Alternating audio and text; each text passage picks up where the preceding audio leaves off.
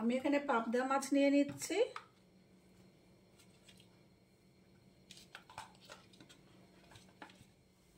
দিয়ে দিচ্ছি লবণ, হলুদ আর লঙ্কার গুঁড়ো দিয়ে মাছটাকে ভালো করে মাখিয়ে নেব। আগে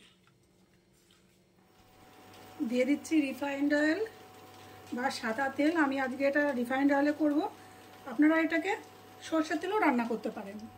তেল প্রায় গরম হয়ে গেছে, এবার আমি দিয়ে দিচ্ছি একটু লবণ, কেন পাবদা মাছ একটু ফাটে, লবণ দিলে তুলনামূলক কম ফাটে, ফাটবে না তা না, ফাটবে, তুলনামূলক তেলটা কম ছিটকায়। দিয়ে দিচ্ছি মাছ,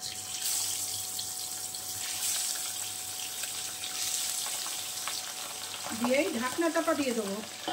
এরকম করে ঢাকনাটা ধরে রাখবো, অল্প একটু ঢাকনাটা চাপা দিয়ে দেবো যাতে তেলটা না ছিটকে আমরা যেন জখম না হই, এই আর কি। এক পিঠ একটু ভাজা হয়েছে, মিনিট খানেক দিয়েছি, এবার মাছটাকে উল্টে আরেকটা পিঠ ভেজে নেবো।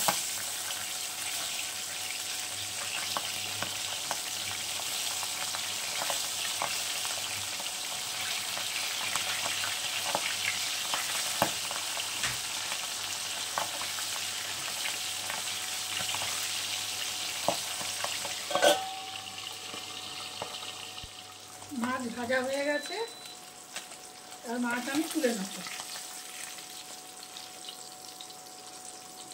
এতটা তেল আমার লাগবে না, আমি তেল একটু কমিয়ে নেব। আমি এখানে একটা মশলা করব, দিয়ে দিচ্ছি পোস্ত,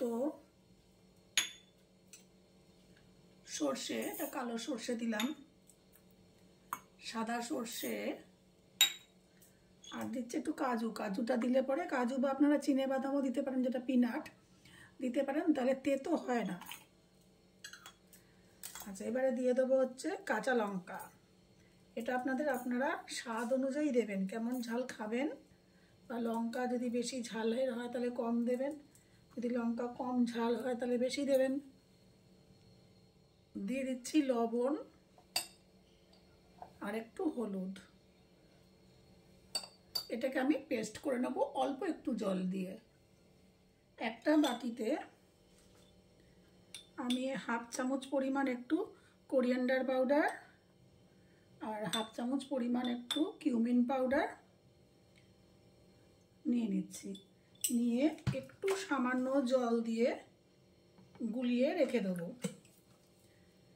আগের থেকে গুলিয়ে রেখে দেবো। এই তেলে একটু ফোড়ন দিয়ে দেবো, একটু কালো জিরা, এটা আপনারা স্কিপও করতে পারেন, বা সাদা জিরা মানে আস্ত জিরা সেটাও দিতে পারেন। কালো জিরার বদলে যে আস্ত নর্মাল জিরা আমরা ব্যবহার করি সেটাও দিতে পারেন। এরপরে দিয়ে দেব যে কোরিয়ান্ডার বা মানে ধনে গুঁড়ো আর জিরে গুঁড়ো আমি গুলিয়ে রেখেছিলাম সেইটা।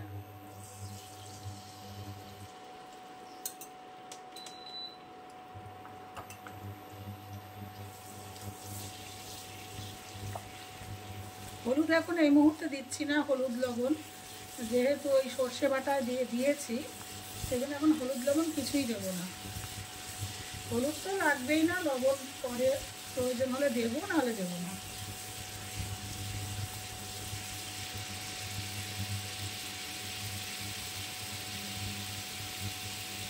এবারে দিয়ে দেবো সর্ষে, পোস্ত, কাঁচা লঙ্কা, হলুদ বাটা।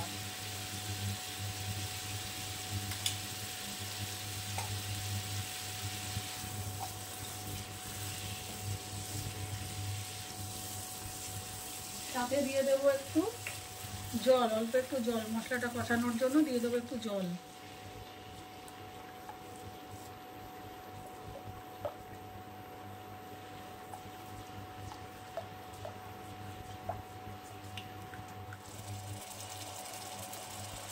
মশলা কষানো হয়ে গেছে, এবার দিয়ে দেবো, যে তেল বেরিয়ে গেছে মশলার থেকে, এবার দিয়ে দেবো আমি যতটা পরিমাণ মাছে ঝোল খাবো সেই পরিমাণে ঝোল। অনেকে একটু পাতলা ঝোল খেতে পছন্দ করেন, অনেকে একটু গায়ে মাখা খেতে পছন্দ করেন, সেই অনুযায়ী আপনারা ঝোলের পরিমাণ কেমন রাখবেন, সেই অনুযায়ী আপনারা জলটা অ্যাড করবেন।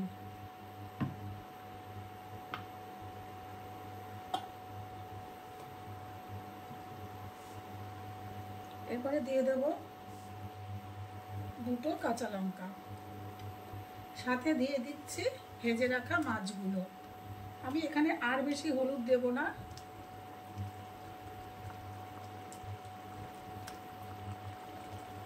খুব নরম মাছ, পাবদা মাছ, বেশিক্ষণ ফোটানোরও দরকার নেই, মিনিট খানেক একটু ফুটিয়ে নেব জাস্ট।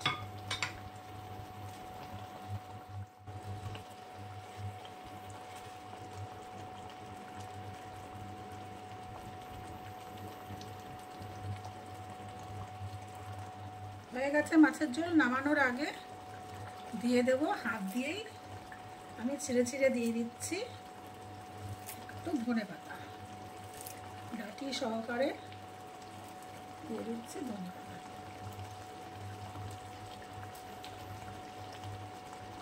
দিয়ে বন্ধ করে দেবো আঁচটা। ব্যাস তৈরি আমার ঝাল পাবদা।